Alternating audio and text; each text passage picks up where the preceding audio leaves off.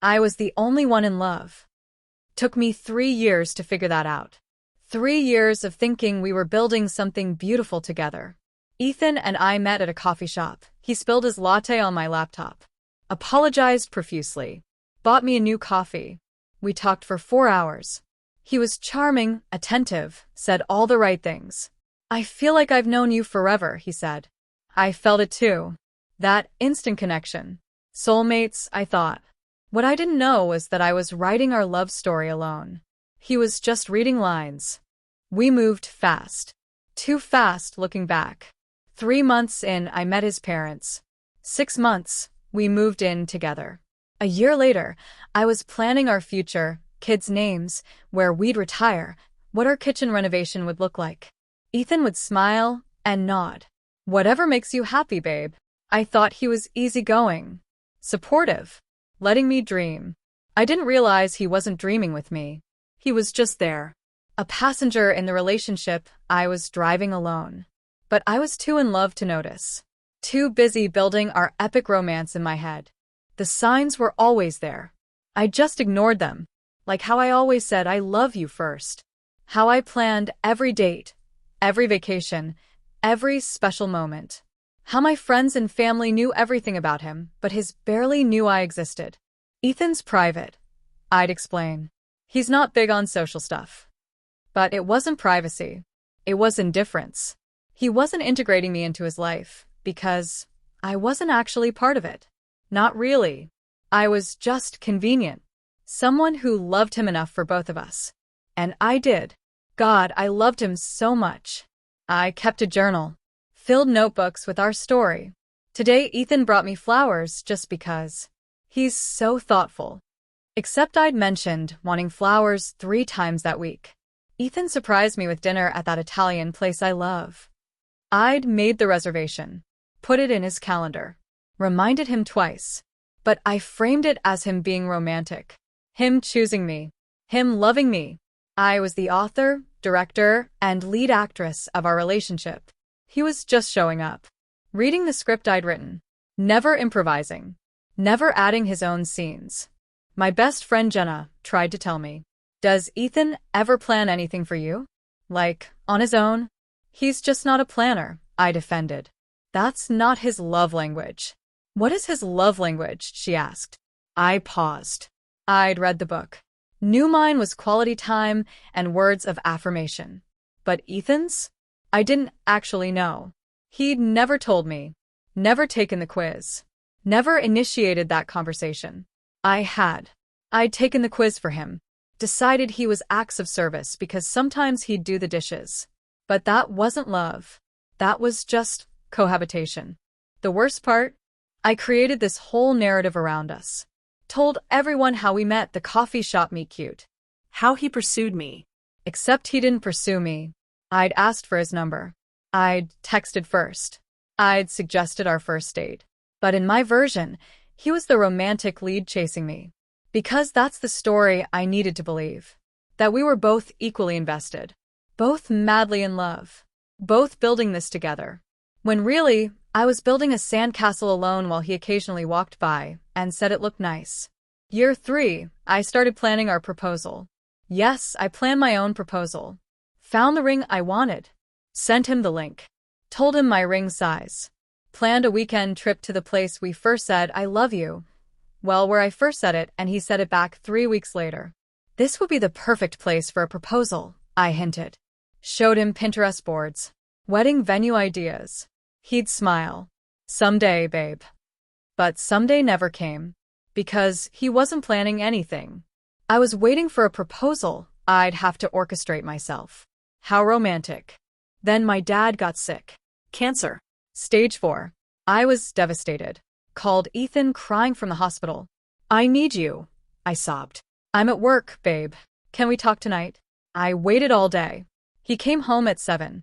Didn't ask about my dad. Didn't hug me. Just heated up leftovers and turned on the TV. Ethan, my dad has cancer. Yeah, that sucks. Sorry. That's it. That's all I got. No comfort. No support. Nothing. Jenna drove 2 hours to sit with me. My ex from college sent flowers. But my boyfriend of 3 years? Nothing. That's when the illusions started cracking. I started testing him. Small things. Stopped texting first. Stopped planning dates. Stopped saying, I love you every night. Waited to see what he'd do. If he'd notice. If he'd step up. 2 weeks passed. Nothing. No texts asking if I was okay. No date plans. No I love you. Just silence. He came home, we ate dinner, watched TV, went to bed. Like roommates. I was invisible. Had I always been invisible? Or had my constant effort just masked his complete apathy? How long had I been in this alone? Then my dad got sick. Cancer. Stage 4. I was devastated. Called Ethan crying from the hospital. I need you, I sobbed. I'm at work, babe. Can we talk tonight? I waited all day. He came home at 7. Didn't ask about my dad. Didn't hug me. Just heated up leftovers and turned on the TV. Ethan, my dad has cancer. Yeah, that sucks. Sorry. That's it. That's all I got. No comfort. No support. Nothing. Jenna drove 2 hours to sit with me. My ex from college sent flowers. But my boyfriend of 3 years? Nothing. That's when the illusions started cracking. I've been carrying this relationship alone, I said. Planning everything. Feeling everything. Loving enough for both of us. And I'm exhausted. Ethan sighed. I didn't ask you to do all that. That stopped me cold. What? You just took over. Planned everything. I thought that's what you wanted. I wanted a partner. Someone who cared. Who tried. I do care. No, you're comfortable. There's a difference. You're comfortable with me loving you. With me doing the work. But you don't love me back. Not really. He didn't deny it. That silence said everything. Do you even want to be with me? I asked. He hesitated. That hesitation was my answer. I don't know, he finally said. I care about you. I like our life. But you're not in love with me. I don't know what love is supposed to feel like. It's supposed to feel like something, Ethan. Anything. You should want to know me. Want to plan things for me. Miss me when I'm gone. Feel something. I feel comfortable, he said. Comfortable. That's all I was. A comfortable habit. Not a passion. Not a love story. Just easy. I asked the question I was terrified to ask. If I left right now, would you fight for me? He thought about it. Actually had to think about it. I don't know, he said. I'd be sad. I'd miss having you around. But fight for you? I don't know how to do that. You'd learn if you loved me. You'd figure it out. You'd do whatever it took. That sounds exhausting, he said. And there it was. Loving me was exhausting. Being with me was exhausting. I was exhausting. Because love requires effort. And he had none to give. I moved out that week. Stayed with Jenna. Cried for days. Not because I missed him. I missed the version of him I'd created. The romantic, devoted partner who existed only in my head. The real Ethan? I didn't even know him. 3 years, and I'd been in love with a fantasy. A projection. A character I'd written who bore his face but none of his actual personality. Because his actual personality was apathetic. Passive. Empty. And I'd filled that emptiness with my own desperate need to be loved. Jenna let me ugly cry on her couch. I wasted 3 years on someone who didn't love me. You didn't waste them, she said gently. You learned. Learned what? That I'm pathetic? That I'll create entire relationships in my head. That you're capable of incredible love. And you deserve someone who matches that energy. Ethan wasn't that person. But someone will be. I wanted to believe her. But mostly I felt stupid. How had I not seen it? How had I convinced myself he loved me when every action, or lack of action, showed he didn't? I started therapy. Dr. Reynolds asked tough questions. Why did you need Ethan to love you so badly that you created a false narrative? Because I wanted to be chosen, pursued, loved. By him specifically? Or by anyone? I thought about it. Anyone, I guess. I wanted proof I was worth loving.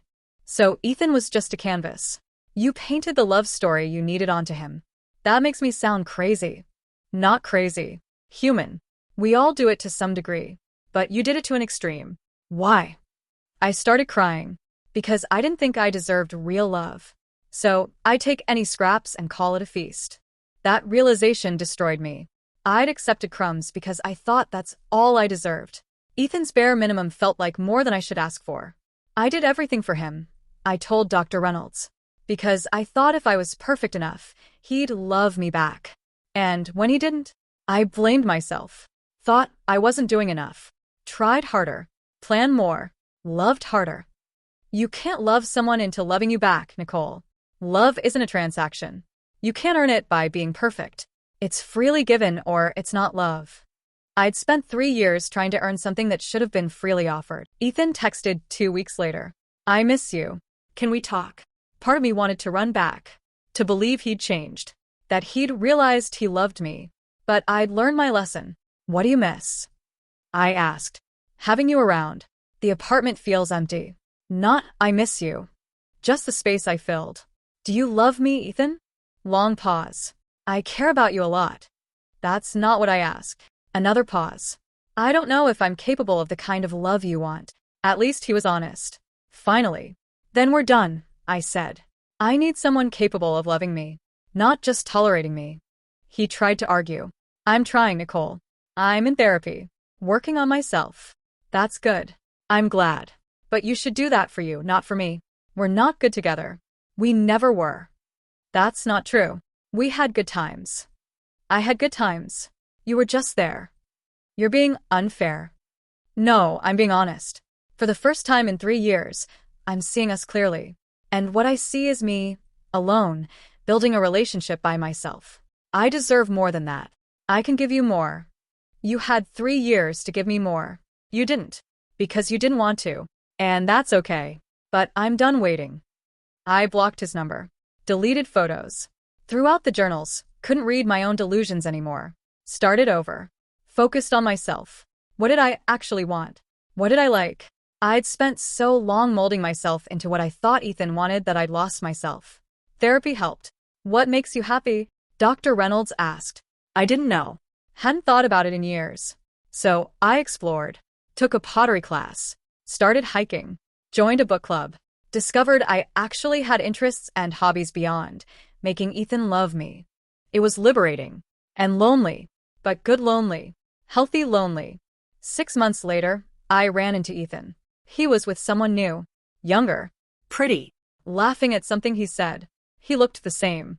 Exactly the same. Comfortable. Passive. There. I wondered if she was doing all the work too. Planning everything. Loving enough for both of them. Building a story he'd never read. Part of me wanted to warn her. But it wasn't my place. Everyone has to learn their own lessons. I'd learn mine. I kept walking. Didn't look back. For the first time, I didn't feel anything. He was just a stranger I used to know. A chapter I'd closed. Then I met Daniel. At a work conference. We started talking about a panel we'd both attended. He asked questions. Real questions. About my job. My thoughts. My opinions. He listened. Actually listened. Want to grab dinner? He asked. I'd love to hear more about your research. It was professional. Casual. But it felt different. He was engaged. Present. Interested. We talked for 3 hours. He asked about my family, my hobbies, my dreams. And he told me about his. It was reciprocal. Balanced. Equal. And I realized this is what it's supposed to feel like. Daniel and I started dating. Slowly. I was cautious. Scared of falling into old patterns. Of creating another fantasy. But Daniel made it easy to stay grounded. He planned dates. Called when he said he would. Texted me random thoughts during the day. Saw this and thought of you. Small things. But real things. Things Ethan never did. You seem surprised when I do nice things for you, Daniel observed. Why? I'm not used to it, I admitted. My ex, he didn't really do this. Do what? Basic relationship stuff. He laughed. Nicole, this is normal. You deserve someone who tries. I told Daniel about Ethan. About how I'd created an entire relationship in my head. I was the only one in love, I said. And I didn't realize it until it was over. He listened without judgment. That must have been painful. It was. Still is sometimes.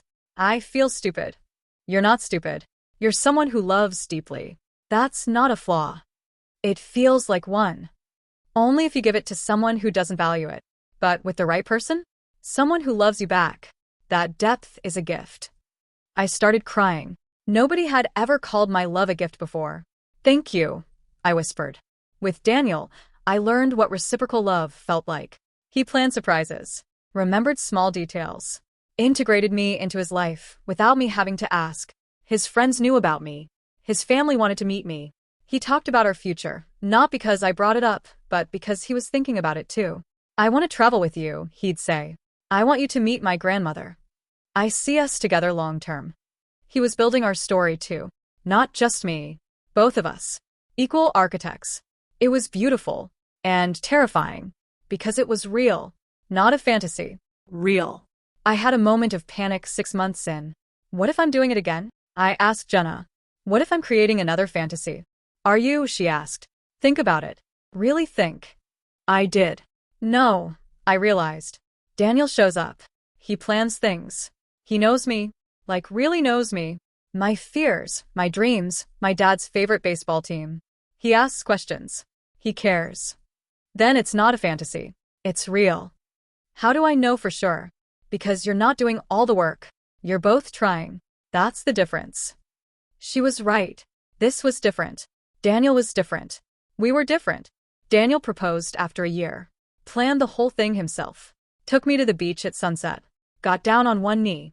Nicole, this past year has been the best of my life. Not because you made everything perfect, but because you let me be part of your world. You let me love you. And I do. I love you more than I knew was possible. Will you marry me? I cried. Happy tears this time. Yes. This was the proposal I dreamed of. Not one I planned. One someone planned for me. Because he wanted to. Because he loved me. Really, truly loved me. We got married a year later. Simple ceremony. Just close friends and family. My dad was there in remission. Thankfully. He walked me down the aisle. You look happy, he whispered. I am, I said. And I was. Genuinely happy. Not the forced happiness I'd faked with Ethan. Real joy. Real love. Real partnership. Daniel's vows made me cry. I promise to always see you. To know you. To choose you every single day. Not out of obligation, but because loving you is the easiest thing I've ever done. He'd written that himself. Meant every word. I could tell. Sometimes I think about Ethan. About those 3 years. Part of me will always grieve the time I lost. The love I wasted on someone who couldn't receive it. But mostly I'm grateful. Because that experience taught me what I deserved. Taught me the difference between one-sided devotion and mutual love. Taught me that I'm worth someone's effort. Their time. Their heart. Fully. Equally. Without hesitation. Ethan taught me what love isn't. Daniel taught me what it is. Both lessons were necessary. Both shaped who I am now. But only one brought me home. I'm writing this 5 years later. Daniel and I have a daughter. Lily. She's 2. Happy. Loved. Growing up watching her parents choose each other every day. I want her to know what real love looks like. Not the fantasy I built with Ethan. Not the one-sided devotion that nearly broke me. But this partnership, respect, reciprocity. I spent years believing I was living an epic love story. And I was. Just not the one I thought. The real love story didn't start with coffee spilled on my laptop. It started when I realized I deserved more. When I chose myself. When I stopped writing fiction and started living truth. The epic love story was never about Ethan. It was about me. Learning to love myself enough to demand real love in return. And when I finally did, when I finally believed I was worth it, that's when Daniel appeared. That's when the real story began. Not the one I built alone. The one we're building together. Every day. Every moment. Every choice. Together. Finally. Completely. Real.